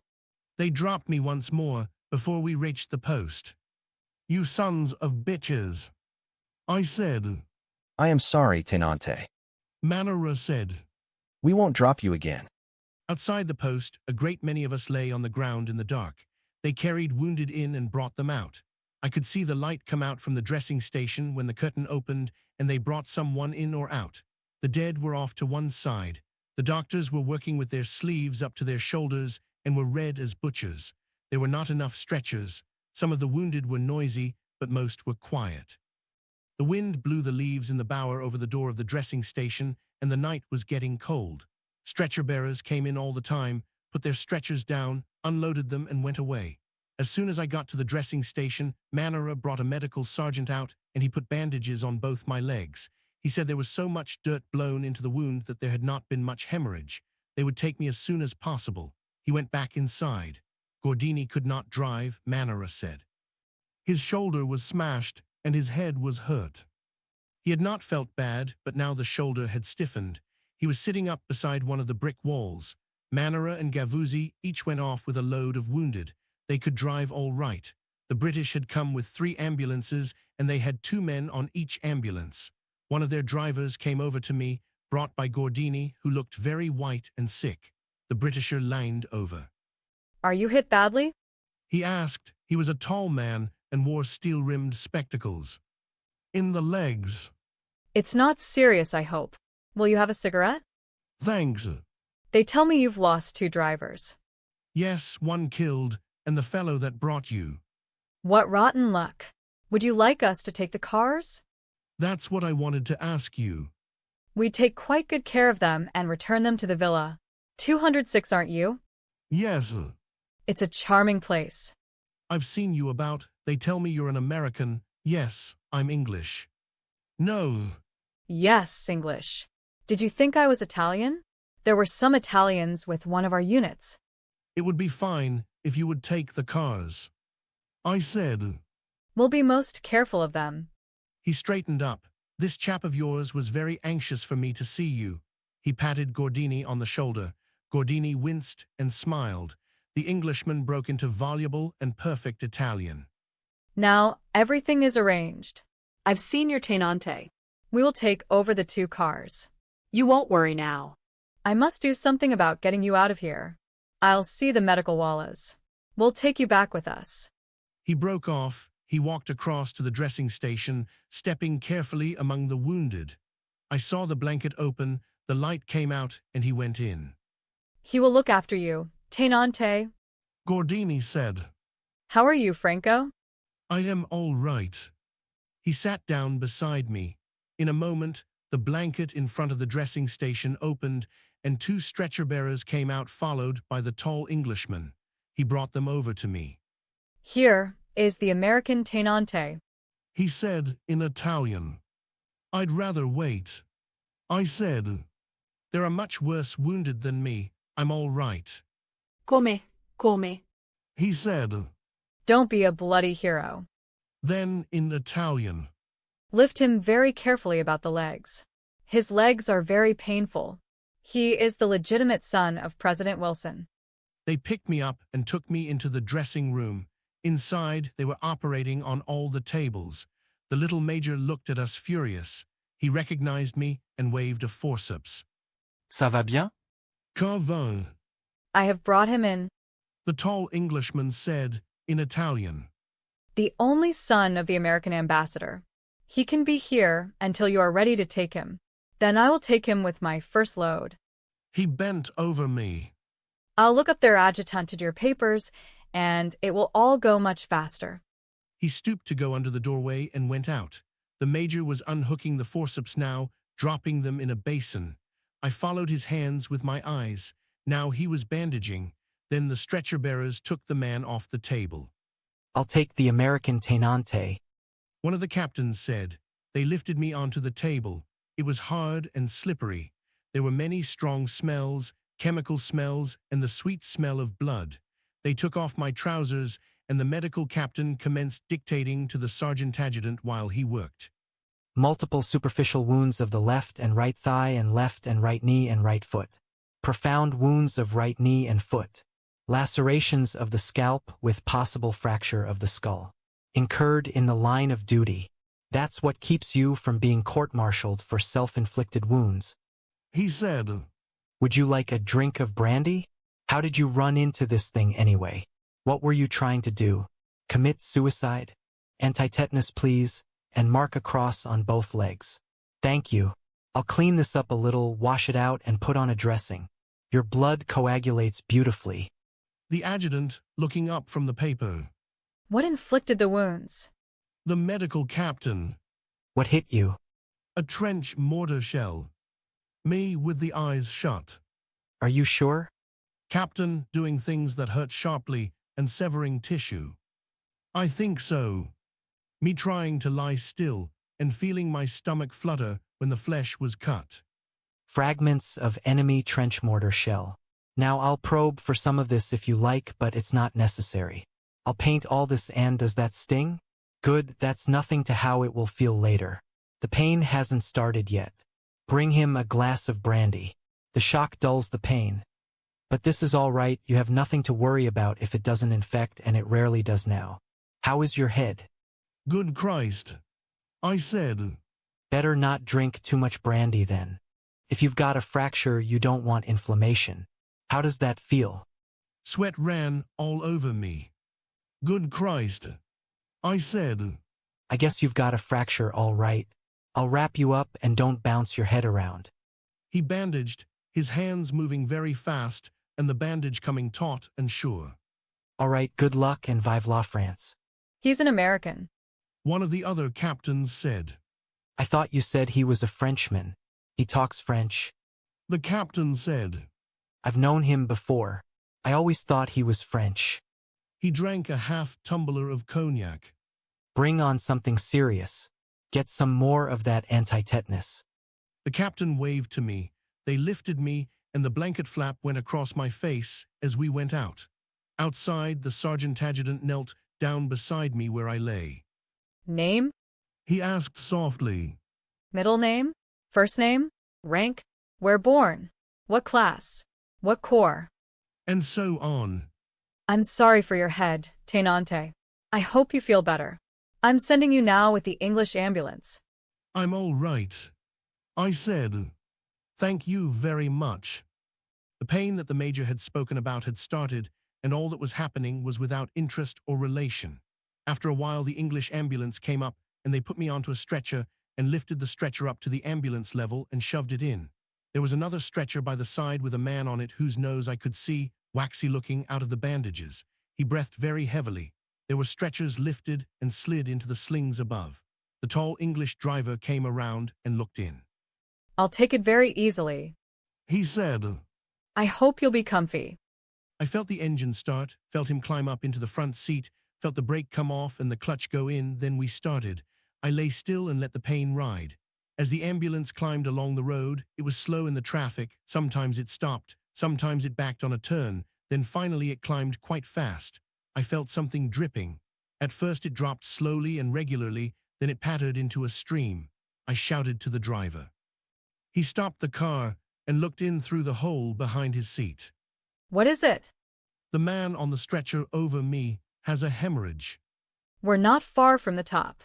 I wouldn't be able to get the stretcher out alone. He started the car. The stream kept on. In the dark, I could not see where it came from the canvas overhead. I tried to move sideways so that it did not fall on me. Where it had run down under my shirt, it was warm and sticky. I was cold and my leg hurt so that it made me sick. After a while, the stream from the stretcher above lessened and started to drip again, and I heard and felt the canvas above move as the man on the stretcher settled more comfortably. How is he? The Englishman called back. We're almost up. He's dead, I think. I said. The drops fell very slowly as they fall from an icicle after the sun has gone. It was cold in the car in the night as the road climbed. At the post on the top, they took the stretcher out and put another in, and we went on. Farewell to arms in the ward at the field hospital. They told me a visitor was coming to see me in the afternoon. It was a hot day and there were many flies in the room. My orderly had cut paper into strips and tied the strips to a stick to make a brush that swished the flies away. I watched them settle on the ceiling. When he stopped swishing and fell asleep, they came down and I blew them away and finally covered my face with my hands and slept too. It was very hot, and when I woke my legs itched. I waked the orderly and he poured mineral water on the dressings. That made the bed damp and cool. Those of us that were awake talked across the ward. The afternoon was a quiet time. In the morning, they came to each bed in turn, 3 men nurses and a doctor, and picked you up out of bed and carried you into the dressing room so that the beds could be made while we were having our wounds dressed. It was not a pleasant trip to the dressing room, and I did not know until later that beds could be made with men in them. My orderly had finished pouring water, and the bed felt cool and lovely, and I was telling him where to scratch on the soles of my feet against the itching when one of the doctors brought in Rinaldi. How are you, baby? How do you feel? I bring you this. It was a bottle of cognac. The orderly brought a chair, and he sat down. And good news. You will be decorated. They want to get you the Medaglia d'Argento, but perhaps they can get only the bronze. What for? Because you are gravely wounded. They say if you can prove you did any heroic act, you can get the silver. Otherwise, it will be the bronze. Tell me exactly what happened. Did you do any heroic act? No. I said. I was blown up while we were eating cheese. Be serious. You must have done something heroic either before or after. Remember carefully. I did not. Didn't you carry anybody on your back? Gordini says you carried several people on your back, but the medical major at the first post declares it is impossible. He had to sign the proposition for the citation. I didn't carry anybody. I couldn't move. That doesn't matter, said Rinaldi. He took off his gloves. I think we can get you the silver. Didn't you refuse to be medically aided before the others? Not very firmly. That doesn't matter. Look how you are wounded. Look at your valorous conduct in asking to go always to the first line. Besides, the operation was successful. Did they cross the river all right? Enormously. They take nearly 1,000 prisoners. It's in the bulletin. Didn't you see it? No. I'll bring it to you. It is a successful coup de main. How is everything? Splendid. We are all splendid. Everybody is proud of you. Tell me just exactly how it happened. I am positive you will get the silver. Go on, tell me. Tell me all about it. He paused and thought. Maybe you will get an English medal too. There was an English there. I'll go and see him and ask if he will recommend you. He ought to be able to do something. Do you suffer much? Have a drink. Orderly, go get a corkscrew. Oh, you should see what I did in the removal of 3 meters of small intestine, and better now than ever. It is one for the Lancet. You do me a translation, and I will send it to the Lancet. Every day, I am better. Poor dear baby, how do you feel? Where's that damn corkscrew? You are so brave and quiet I forget you are suffering. He slapped his gloves on the edge of the bed. Here is the corkscrew, Signor Tenante. The orderly said. Open the bottle. Bring a glass. Drink that, baby. How is your poor head? I looked at your papers. You haven't any fracture. That major at the first post was a hog butcher. I would take you and never hurt you. I never hurt anybody. I learned how to do it. Every day I learn to do things smoother and better. You must forgive me for talking so much, baby. I am very moved to see you badly wounded. There, drink that. It's good. It cost 15 lire. It ought to be good. 5 stars. After I leave here, I'll go see that English and he'll get you an English medal. They don't give them like that. You are so modest. I will send the liaison officer. He can handle the English. Have you seen Miss Barclay? I will bring her here. I will go now and bring her here. Don't go. I said. Tell me about Gorizia. How are the girls? There are no girls. For 2 weeks now they haven't changed them. I don't go there anymore. It is disgraceful. They aren't girls. They are old war comrades. You don't go at all. I just go to see if there is anything new. I stop by. They all ask for you. It is a disgrace that they should stay so long that they become friends. Maybe girls don't want to go to the front anymore. Of course they do. They have plenty of girls. It is just bad administration. They are keeping them for the pleasure of dugout hiders in the rear. Poor Rinaldi. I said. All alone at the war with no new girls. Rinaldi poured himself another glass of the cognac. I don't think it will hurt you, baby. You take it. I drank the cognac and felt it warm all the way down. Rinaldi poured another glass. He was quieter now. He held up the glass. To your valorous wounds. To the silver medal. Tell me, baby, when you lie here all the time in the hot weather, don't you get excited? Sometimes. I can't imagine lying like that. I would go crazy. You are crazy. I wish you were back. No one to come in at night from adventures. No one to make fun of. No one to lend me money. No blood brother and roommate. Why do you get yourself wounded? You can make fun of the priest. That priest. It isn't me that makes fun of him. It is the captain. I like him. If you must have a priest, have that priest. He's coming to see you. He makes big preparations. I like him. Oh, I knew it. Sometimes I think you and he are a little that way. You know. No, you don't. Yes, I do sometimes. A little that way, like the number of the 1st Regiment of the Brigada Ancona. Oh, go to hell. He stood up and put on his gloves. Oh, I love to tease you, baby. With your priest and your English girl, and really you are just like me underneath. No, I'm not. Yes, we are. You are really an Italian. All fire and smoke and nothing inside. You only pretend to be American. We are brothers and we love each other. Be good while I'm gone. I said. I will send Miss Barclay. You are better with her without me. You are purer and sweeter. Oh, go to hell. I will send her. Your lovely cool goddess. English goddess. My God, what would a man do with a woman like that except worship her? What else is an Englishwoman good for? You are an ignorant, foul-mouthed dago. A what? An ignorant wop. Wop. You are a frozen-faced wop. You are ignorant, stupid. I saw that word pricked him and kept on. Uninformed, inexperienced, stupid from inexperience. Truly? I tell you something about your good women. Your goddesses. There is only one difference between taking a girl who has always been good and a woman. With a girl it is painful. That's all I know. He slapped the bed with his glove. And you never know if the girl will really like it. Don't get angry. I'm not angry. I just tell you, baby, for your own good. To save you trouble. That's the only difference. Yes, but millions of fools like you don't know it. You are sweet to tell me. We won't quarrel, baby. I love you too much. But don't be a fool.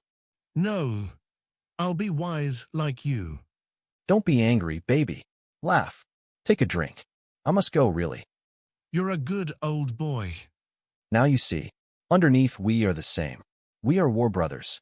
Kiss me goodbye. You're sloppy. No, I am just more affectionate. I felt his breath come toward me. Goodbye. I come to see you again soon. His breath went away. I won't kiss you if you don't want. I'll send your English girl. Goodbye, baby. The cognac is under the bed. Get well soon. He was gone. Farewell to arms. It was dusk when the priest came. They had brought the soup and afterward taken away the bowls, and I was lying looking at the rows of beds and out the window at the treetop that moved a little in the evening breeze. The breeze came in through the window, and it was cooler with the evening. The flies were on the ceiling now and on the electric light bulbs that hung on wires. The lights were only turned on when someone was brought in at night or when something was being done. It made me feel very young to have the dark come after the dusk and then remain. It was like being put to bed after early supper. The orderly came down between the beds and stopped.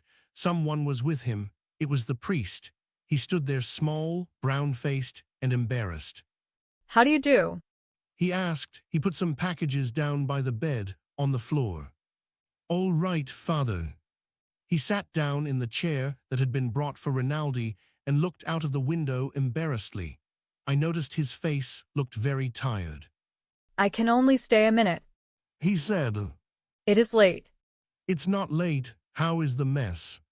He smiled. I am still a great joke. He sounded tired too. Thank God they are all well. I am so glad you are all right. He said, I hope you don't suffer. He seemed very tired, and I was not used to seeing him tired. Not anymore. I miss you at the mess. I wish I were there. I always enjoyed our talking. I brought you a few little things. He said. He picked up the packages.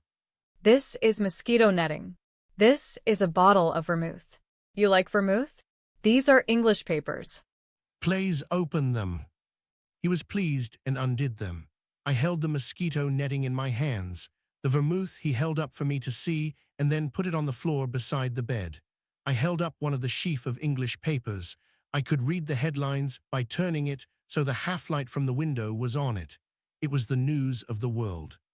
The others are illustrated. He said, It will be a great happiness to read them. Where did you get them? I sent for them to Mestre.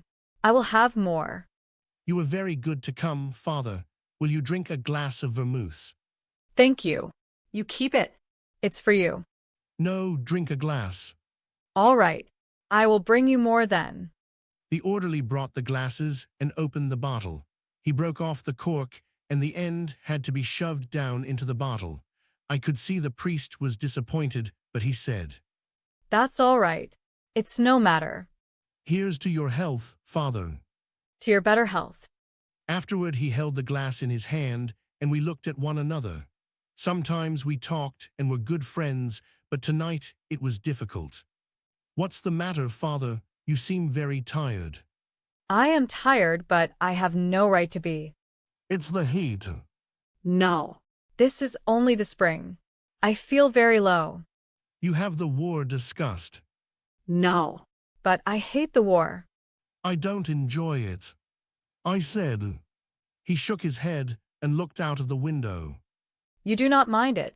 You do not see it. You must forgive me. I know you are wounded. That is an accident. Still, even wounded, you do not see it. I can tell. I do not see it myself, but I feel it a little. When I was wounded, we were talking about it. Passini was talking. The priest put down the glass. He was thinking about something else. I know them because I am like they are. He said. You're different, though. But really, I am like they are. The officers don't see anything. Some of them do. Some are very delicate and feel worse than any of us. They are mostly different. It is not education or money. It is something else. Even if they had education or money, men like Passini would not wish to be officers. I would not be an officer. You rank as an officer. I am an officer. I am not really. You are not even an Italian. You are a foreigner, but you are nearer the officers than you are to the men.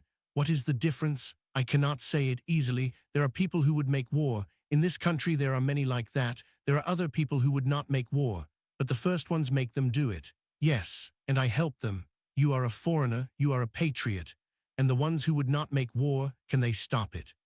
I do not know. He looked out of the window again. I watched his face.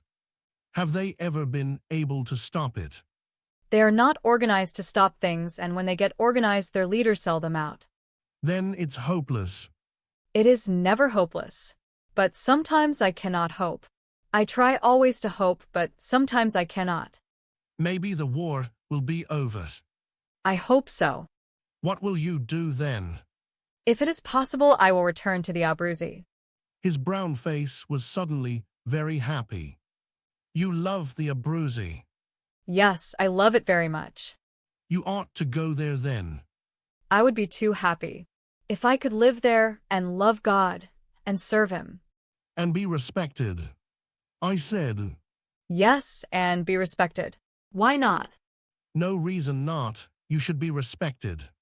It does not matter. But there in my country it is understood that a man may love God. It is not a dirty joke. I understand. He looked at me and smiled. You understand, but you do not love God. No. You do not love Him at all? He asked. I am afraid of him in the night sometimes. You should love Him. I don't love much. Yes. He said. You do. What you tell me about in the nights. That is not love. That is only passion and lust. When you love, you wish to do things for. You wish to sacrifice for. You wish to serve. I don't love. You will. I know you will. Then you will be happy. I'm happy. I've always been happy. It is another thing. You cannot know about it unless you have it. Well, I said, if I ever get it, I will tell you. I stay too long and talk too much. He was worried that he really did. No, don't go. How about loving women? If I really loved some woman, would it be like that? I don't know about that. I never loved any woman. What about your mother? Yes, I must have loved my mother. Did you always love God? Ever since I was a little boy. Well, I said I did not know what to say. You are a fine boy. I said. I am a boy. He said. But you call me father. That's politeness. He smiled. I must go, really? He said. You do not want me for anything? He asked hopefully. No, just to talk. I will take your greetings to the mess. Thank you for the many fine presents. Nothing. Come and see me again. Yes. Goodbye. He patted my hand.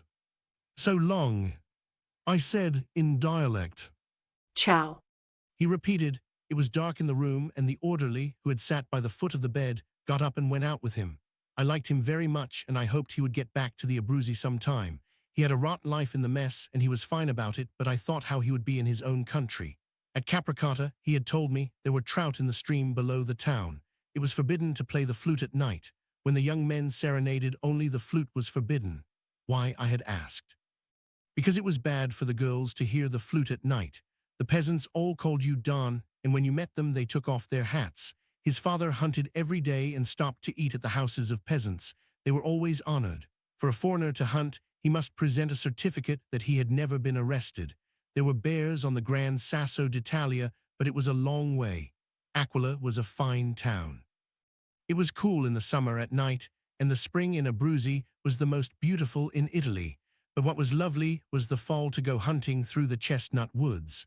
The birds were all good because they fed on grapes, and you never took a lunch because the peasants were always honored if you would eat with them at their houses. After a while, I went to sleep. A farewell to arms. The room was long with windows on the right-hand side and a door at the far end that went into the dressing room.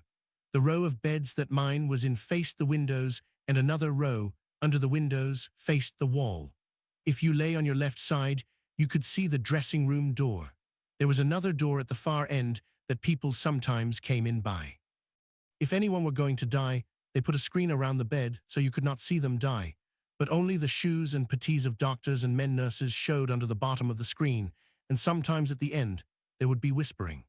Then the priest would come out from behind the screen, and afterward the men nurses would go back behind the screen to come out again, carrying the one who was dead, with a blanket over him down the corridor between the beds, and someone folded the screen and took it away. That morning, the major in charge of the ward asked me if I felt that I could travel the next day. I said I could. He said then they would ship me out early in the morning. He said I would be better off making the trip now before it got too hot. When they lifted you up out of bed to carry you into the dressing room, you could look out of the window and see the new graves in the garden. A soldier sat outside the door that opened onto the garden, making crosses and painting on them the names, rank, and regiment of the men who were buried in the garden. He also ran errands for the ward, and in his spare time made me a cigarette lighter out of an empty Austrian rifle cartridge. The doctors were very nice and seemed very capable. They were anxious to ship me to Milan, where there were better X-ray facilities, and where, after the operation, I could take mechanotherapy. I wanted to go to Milan too. They wanted to get us all out and back as far as possible, because all the beds were needed for the offensive when it should start. The night before I left the field hospital, Rinaldi came in to see me with the major from our mess. They said that I would go to an American hospital in Milan that had just been installed. Some American ambulance units were to be sent down, and this hospital would look after them and any other Americans on service in Italy. There were many in the Red Cross. The States had declared war on Germany, but not on Austria.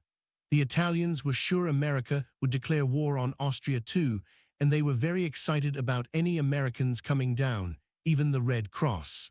They asked me if I thought President Wilson would declare war on Austria, and I said it was only a matter of days.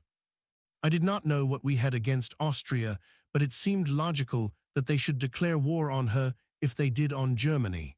They asked me if we would declare war on Turkey, and I said that was doubtful. Turkey, I said, was our national bird, but the joke translated so badly, and they were so puzzled and suspicious that I said yes, we would probably declare war on Turkey. And on Bulgaria, we had drunk several glasses of brandy, and I said yes, by God, on Bulgaria too, and on Japan. But they said Japan is an ally of England. You can't trust the bloody English. The Japanese want Hawaii. I said, where is Hawaii? It is in the Pacific Ocean. Why do the Japanese want it? They don't really want it. I said, that is all talk. The Japanese are a wonderful little people, fond of dancing and light wines. Like the French, said the major. We will get nice and savior from the French. We will get Corsica and all the Adriatic coastline. Rinaldi said. Italy will return to the splendors of Rome, said the major. I don't like Rome, I said. It is hot and full of fleas. You don't like Rome? Yes, I love Rome. Rome is the mother of nations. I will never forget Romulus suckling the Tiber. What? Nothing, let's all go to Rome. Let's go to Rome tonight and never come back. Rome is a beautiful city, said the major. The mother and father of nations. I said. Roma is feminine, said Rinaldi. It cannot be the father. Who is the father then? The Holy Ghost. Don't blaspheme. I wasn't blaspheming. I was asking for information. You are drunk, baby. Who made me drunk? I made you drunk, said the major. I made you drunk because I love you and because America is in the war. Up to the hilt, I said. You go away in the morning, baby, Rinaldi said. To Rome, I said. No, to Milan. To Milan, said the major, to the Crystal Palace, to the Cova, to Campari's, to Biffy's, to the Galleria. You lucky boy. To the Grand Italia, I said, where I will borrow money from George. To the Scala, said Rinaldi. You will go to the Scala. Every night, I said. You won't be able to afford it every night, said the major. The tickets are very expensive. I will draw a sight draft on my grandfather, I said. A what? A sight draft. He has to pay or I go to jail. Mr. Cunningham at the bank does it. I live by sight drafts. Can a grandfather jail a patriotic grandson who is dying that Italy may live? Live the American Garibaldi, said Rinaldi. Viva the sight drafts, I said. We must be quiet, said the major. Already we have been asked many times to be quiet. Do you go tomorrow, really, Federico? He goes to the American hospital, I tell you, Rinaldi said. To the beautiful nurses. Not the nurses with beards of the field hospital. Yes, yes, said the major. I know he goes to the American hospital. I don't mind their beards, I said. If any man wants to raise a beard, let him. Why don't you raise a beard, Signor Magyar? It could not go in a gas mask. Yes, it could. Anything can go in a gas mask. I vomited into a gas mask. Don't be so loud, baby, Rinaldi said. We all know you have been at the front. Oh, you fine baby. What will I do while you are gone? We must go, said the major. This becomes sentimental. Listen, I have a surprise for you. You're English. You know? The English you go to see every night at their hospital? She is going to Milan too. She goes with another to be at the American hospital. They had not got nurses yet from America. I talked today with the head of their reparto. They have too many women here at the front. They send some back. How do you like that, baby? All right. Yes? You go to live in a big city and have your English there to cuddle you. Why don't I get wounded? Maybe you will, I said. We must go, said the major. We drink and make noise and disturb Federico. Don't go. Yes, we must go. Goodbye. Good luck. Many things. Ciao. Ciao. Ciao. Come back quickly, baby. Rinaldi kissed me. You smell of Lysol. Goodbye, baby. Goodbye. Many things. The major patted my shoulder. They tiptoed out. I found I was quite drunk but went to sleep. The next day in the morning we left for Milan and arrived 48 hours later. It was a bad trip. We were sidetracked for a long time this side of Mestre and children came and peeked in. I got a little boy to go for a bottle of cognac, but he came back and said he could only get grappa. I told him to get it, and when it came I gave him the change and the man beside me, and I got drunk and slept until past Vicenza, where I woke up and was very sick on the floor. It did not matter because the man on that side had been very sick on the floor several times before. Afterward, I thought I could not stand the thirst, and in the yards outside of Verona, I called to a soldier who was walking up and down beside the train, and he got me a drink of water. I woke Giorgetti, the other boy who was drunk, and offered him some water. He said to pour it on his shoulder and went back to sleep. The soldier would not take the penny I offered him and brought me a pulpy orange. I sucked on that and spit out the pith and watched the soldier pass up and down past a freight car outside, and after a while the train gave a jerk and started.